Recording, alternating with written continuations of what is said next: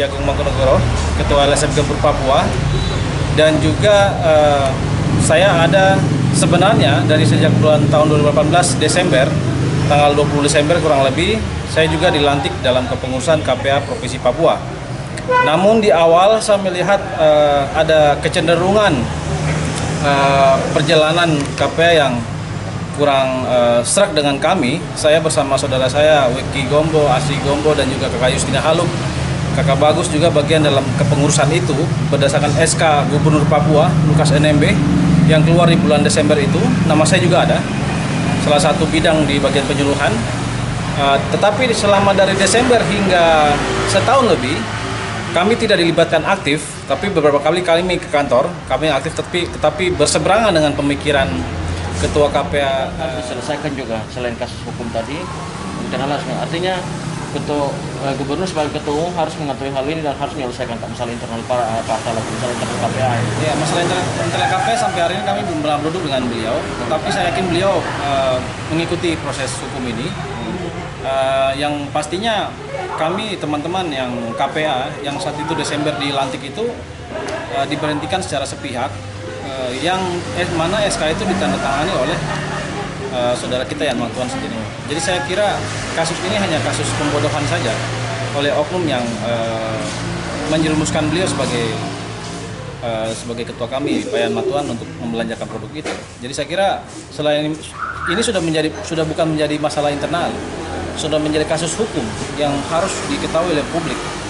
Kerajaan sampai opini kita di Papua ini hanya KPA Papua yang merekomendasikan produk MLM ini menjadi obat baru pengganti ARV.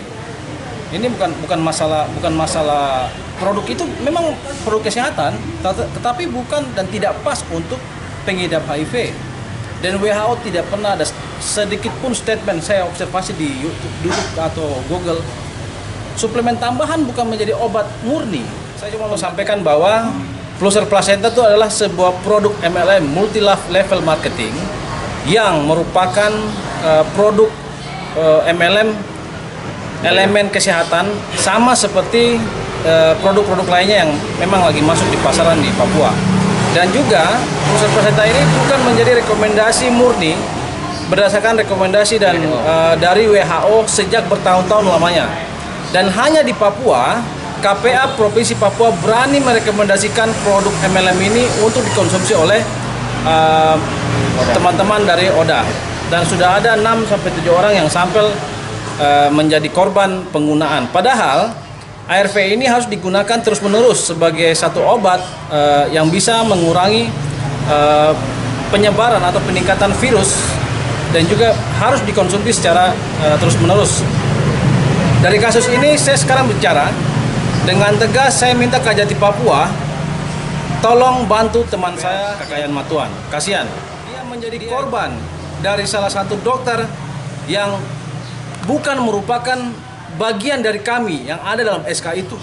Saya pastikan lagi, oknum itu bukan bagian dari KPA. Dokter Manangsang bukan bagian dari KPA. Saya tegaskan hari ini, saya kasih tahu. Karena di SK dari Pak Lukas NMB, di dalam SK itu tidak ada nama dia. Bagaimana dia bisa menjerumuskan ketua kami Yan Matuan untuk memberi produk besar-besaran miliaran untuk membeli produk MLM. Ini namanya penjerumusan.